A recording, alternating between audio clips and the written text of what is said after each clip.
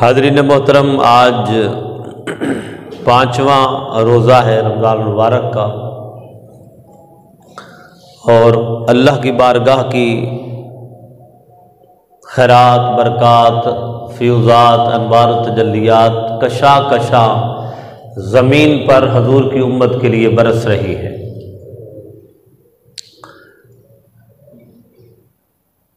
آج کے اس مختصر وقت میں اسلام کا نظام طہارت، جس میں سب سے پہلے وضو آتا ہے کوئی بھی عبادت کرنے کے لیے، اور وضو کے بعد پھر آگے انشاءاللہ غسل کے مسائل ہیں، اور اس طرح کر کے انشاءاللہ اللہ رب العزت نے ارشاد فرمایا، یا ایھا الذین آمنوا اذا قمتم الی الصلاۃ فاغسلوا وجوہکم، اے ایمان والو جب تم نماز کی تیاری کرو یا نماز کے لیے اٹھو تو اپنے چہرے اور اپنے ہاتھ کونیوں سمیت دھو لیا کرو، اور سر کا مسح کرو اور پاؤں کو ٹخنوں سمیت دھو لو۔ یقین جانیے دنیا کائنات میں کوئی ایسا مذہب نہیں،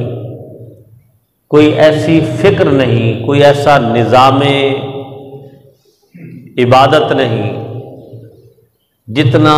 خوبصورت مذہب، جتنا نظام عبادت اللہ جل مجدہ نے ہمیں رسول کریم صلی اللہ علیہ وسلم کی سنت اور سیرت میں عطا فرما دیا ہے۔ جو نظام نظافت ہے، جو نظام طہارت ہے، وہ اسلام نے اتنی خوبصورتی سے ہمیں عطا فرمایا ہے کہ اللہ کی بارگاہ میں حاضر ہونے سے پہلے، پیش ہونے سے پہلے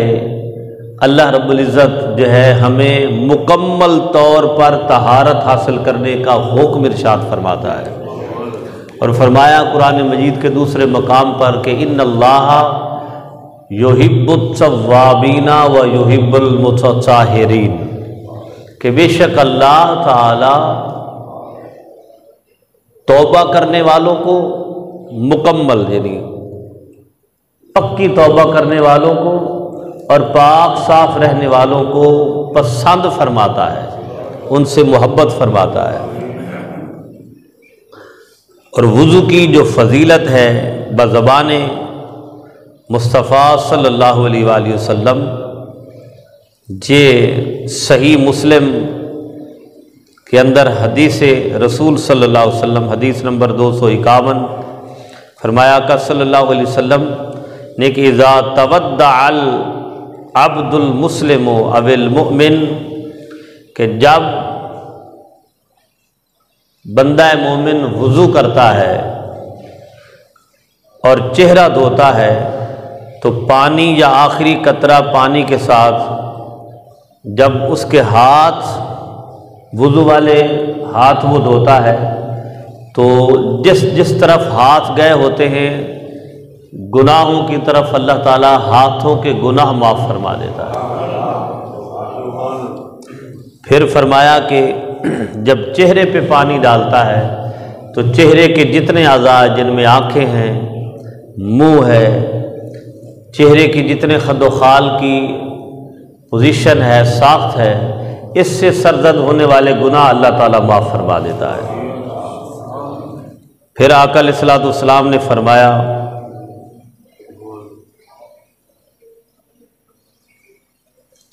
کہ جب پاؤں دھوتا ہے تو پانی یا آخری قطرہ پانی کے ساتھ اس کے پاؤں سے ہونے والے گناہوں کی معافی کا سبب بن جاتا ہے۔ اور پھر فرمایا یہاں تک کہ جب وہ کامل وضو کر لیتا ہے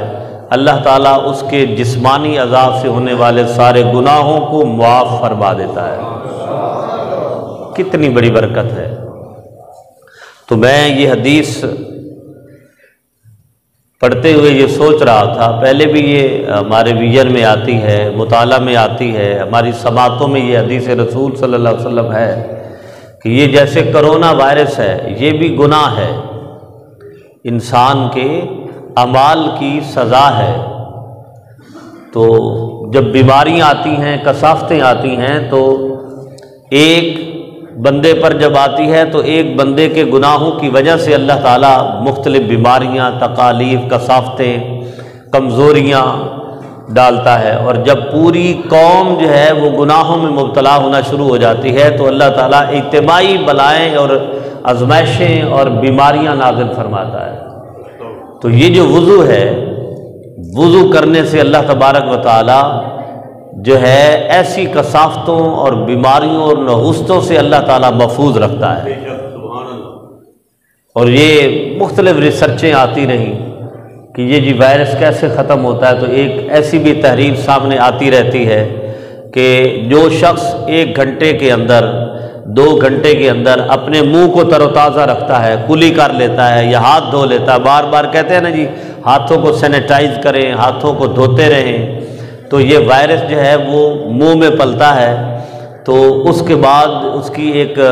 ڈیوریشن ہے، اس کے بعد آگے اندر جو ہے حلق کی طرف جانا شروع کر دیتا ہے۔ تو اگر منہ کو تر و تازہ رکھتے ہیں، کلی کرتے ہیں، تو اس طرح یہ منہ کے اندر ہی مر جاتا ہے اور آگے ایکسیڈ نہیں کر پاتا۔ تو اب آپ یہ دیکھ لیں کہ جو نمازی ہے، جس نے ہر گھنٹے 2 کے بعد نماز پڑھنی اللہ کی توفیق سے اور وضو کرنا ہے، تو اس کے لیے تو یہ وائرس ویسے ہی وضو کی وجہ سے اللہ تعالیٰ ختم فرما دیتا ہے، ویسے ہی ختم فرما دیتا ہے کہ جس نے ہاتھوں کو دھونا ہے، سارے اعضاء کو پاک صاف رکھنا ہے۔ دیکھیں موت تو برحق ہے، لیکن وضو کے نظام کے ساتھ اللہ تعالیٰ بندہ مومن کو کتنی بیماریوں، کتنے جراثیموں، کتنے وائرسوں اور کتنی جسمانی اور زہری کثافتوں سے اللہ تعالیٰ محفوظ فرما دیتا ہے۔ اور پھر آقا صلی اللہ علیہ وآلہ وسلم نے فرمایا الوضوء مفتاح الصلاۃ والصلاۃ مفتاح الجنہ، وضو نماز کی کنجی ہے، چابی ہے، اور نماز جنت کی چابی ہے۔ اللہ اکبر۔ تو وضو کی تکمیل کے ساتھ جب بندہ مومن اللہ کی بارگاہ میں اللہ کی عبادت کے لیے حاضر ہوتا ہے تو اللہ تبارک و تعالیٰ بہت زیادہ اس پر اپنی انوار و تجلیات کی بارش فرما دیتا ہے۔ تو وضو تو ایک بہت بڑی نعمت ہے، اور آقا علیہ الصلوۃ والسلام نے ارشاد فرمایا کہ وضو کے ساتھ رہنے کی کوشش کرو، اگر ایک یعنی وضو ٹوٹ جائے تو فوراً اس کو تر و تازہ کر لیا کرو۔ حضور علیہ الصلوۃ والسلام جب معراج النبی کی رات اللہ کی بارگاہ میں اس اللہ کے حکم کے مطابق تشریف لے گئے، تو حضور علیہ الصلوۃ والسلام نے ایک ایسا موقع بھی آیا جب جنت کی سیر فرما رہے تھے تو آگے کسی کے چلنے کے قدموں کی آہٹ سنائی دی، تو حضور نے پوچھا اے جبریل میں ہوں یا تم ہو، یہ ہمارے سامنے آگے آگے کون چل رہا ہے؟ تو وہ علماء سے آپ سنتے بھی ہیں، تو جبریل امین نے عرض کی یا رسول اللہ یہ آپ کا غلام، آپ کا مؤذن بلال حبشی رضی اللہ تعالیٰ عنہ چل رہے ہیں۔ تو جب آقا واپس تشریف لے آئے تو حضور نے بلال سے پوچھا تھا کہ اے بلال وہ کون سا عمل ہے کہ جس کی وجہ سے جنت میں بھی تم ہمارے آگے آگے چل رہے تھے؟ اور ویسے بھی حضور کا علیہ الصلوۃ والسلام کا حضرت بلال حبشی کو دیا ہوا یہ انعام ہے کہ حضور نے فرمایا کہ اے بلال بے شک اللہ نے مجھے یہ انعام اور سرفرازی عطا فرمائی ہے کہ بروز حشر میں سب سے پہلے جنت میں جاؤں گا، لیکن تم مجھ سے بھی پہلے جاؤ گے۔ تو اس وقت حضور نے پوچھا اے بلال حبشی وہ تیرا کون سا عمل ہے کہ اللہ نے جنت میں بھی تجھے میرے سے پہلے تیرے قدموں کی آہٹ میں نے سنی؟ تو دیکھیں حضرت بلال حبشی رضی اللہ تعالیٰ عنہ کی جتنی فضیلتیں ہیں وہ حضور کے صدقے ہی تھیں، لیکن یہ عمل بتایا کہ یا رسول اللہ جب میرا وضو ٹوٹ جاتا ہے تو فوراً میں نیا اور تازہ وضو کر لیتا ہوں۔ اللہ اکبر۔ تو برادران محترم وضو کی بہت برکات ہیں، اور جب کریں تو تسلی کے ساتھ کریں، ایسے جو ہے وہ جان چھڑا کے چلو جی ہاتھ دھوئے یہ کیا وہ کیا اور بھاگ گئے۔ جو وضو کے فرائض ہیں، جو وضو کی سنتیں ہیں، جو وضو کے مستحبات ہیں ان کو اس کے مطابق پورا کریں۔ والدین کو چاہیے کہ بچوں کو وضو کرنا سکھائیں۔ اگر والدین نہیں سکھاتے تو بچے بڑوں کو دیکھ کر وضو کریں، اور بڑوں کو دیکھ کر وضو کریں، بڑوں سے سیکھیں۔ ہمارے ہاں آج سیکھنے کا عمل ناپید اور مطعوم ہوتا جا رہا ہے کہ ہم سیکھنا نہیں چاہتے، ہم جو ہے دوسرے کو اپنا آئیڈیل اور مثالی نہیں بنانا چاہتے۔ حضرت حسنین کریمین رضوان اللہ علیہم اجمعین، امام حسن اور حسین رضی اللہ تعالیٰ عنہ چھوٹے چھوٹے تھے، حضور علیہ السلام کا زمانہ تھا، تو آقا علیہ السلام کی حیات طیبہ تو دونوں نے 6-6 7-7 سال پائی ہے، پھر حضور کا وصال ہو گیا۔ تو مسجد نبوی میں ہے حسنین کریمین، ایک بزرگ کو دیکھا کہ وہ وضو فرما رہے ہیں۔ اب وضو کرتے ہوئے دونوں شہزادے، اب دیکھیں جن کی تربیت گود رسول میں ہوئی ہو، اور جنہیں حضرت فاطمہ زہرا نے اپنا جوٹھا پلایا ہو، اور جنہیں حضرت علی المرتضیٰ نے اپنی جو ہے وہ تربیت عطا کی ہو، ان کی تربیت کا عالم کیا ہوگا۔ تو حسنین کریمین دونوں شہزادے دیکھ رہے ہیں کہ وہ بزرگ وضو کرتے ہوئے تھوڑی بہت کمی کجی ان میں آ رہی ہے، آزاد صحیح نہیں دھو رہے، اس طرح کے معاملہ۔ اب ایک طریقہ یہ بھی تھا کہ وہ بابا جی بزرگ جو ہے وہ فارغ ہوتے اور حسنین کریمین ان کو ڈائریکٹ فرما دیتے کہ آپ نے اپنے وضو میں یہ کمی چھوڑی ہے، آپ اس طرح فرما لیں، اس طرح کر لیں۔ یہ بچوں کے لیے بھی حسنین کریمین کا بچپن اور ان کی عادات مبارکہ بہت زیادہ قابل تعریف ہیں اور قابل عمل ہے۔ اللہ اکبر۔ تو جب بزرگوں نے وضو کر لیا تو کمال کی بات ہے، یہ اثر تھا تربیت فاطمہ زہرا کا، یہ ادب تھا حضرت علی المرتضیٰ کا دیا ہوا، اور یہ آسن زندگی کا انداز تھا رسول کریم صلی اللہ علیہ وسلم کی سیرت کا۔ تو دونوں شہزادوں نے کہا کہ ایک دوسروں سے بات کی کہ بھائی اس بزرگ کی کیسے اصلاح کی جائے۔ تو کمال کی بات ہے، امام حسن نے کہا کہ بھائی آؤ ہم اس بزرگ کی اصلاح کیسے کرتے ہیں۔ دونوں شہزادوں نے بزرگ سے کہا کہ بابا جی ہم بچے ہیں، ہم وضو کرنے لگے ہیں، آپ ہمارا وضو کر کے ججمنٹ دیں گے کہ ہم میں سے کس نے اچھا وضو کیا ہے، آپ جسٹیفائی کریں گے کہ ہم میں سے کس نے اچھا وضو کیا ہے۔ دونوں شہزادوں کا وضو تو پھر کامل تھا، کیونکہ کاملین کے گھر میں ان کی تربیت ہوئی ہے۔ اللہ اکبر۔ جب دونوں شہزادوں نے وضو کر لیا تو بزرگ شرمسار ہوئے، انہوں نے کہا بیٹے آپ دونوں کا وضو تو اعلیٰ ہے، وضو تو میرا ہی کمزور ہے، میرے وضو میں ہی کمی ہے۔ کیسا انداز ہے سکھانے کا، سیکھنے کا، دوسرے کو بتانے کا۔ آج ہم ٹوکنا ہمیں یاد رہا، ہمیں دوسرے کو ٹیز کرنا یاد رہا، دوسرے کو ڈی گریڈ کرنا یاد رہا، دوسرے کو جو ہے وہ کسی نہ کسی طریقے سے جو ہے وہ ہر عمل میں، ہر ایک بات میں دوسرے کو نیچا دکھانا یاد رہا۔ اصلاح کا پہلو ہم نے اپنے ہاتھ سے چھوڑ دیا۔ تو یہ دیکھ لے کہ وضو کرانا حضرت حسنین کریمین نے کیسے بزرگ کو بڑے عمر سے۔ اب اسی طرح بزرگوں کو بھی بچوں پر جو شفقت کا انداز ہے وہ بھی سنت اور سیرت و رسول اللہ صلی اللہ علیہ وسلم سے ہمیں سیکھنا چاہیے۔ تو وضو ایک بہت بڑی اللہ رب العزت کی عطا ہے، اور اللہ رب العزت نے یہ سورۃ المائدہ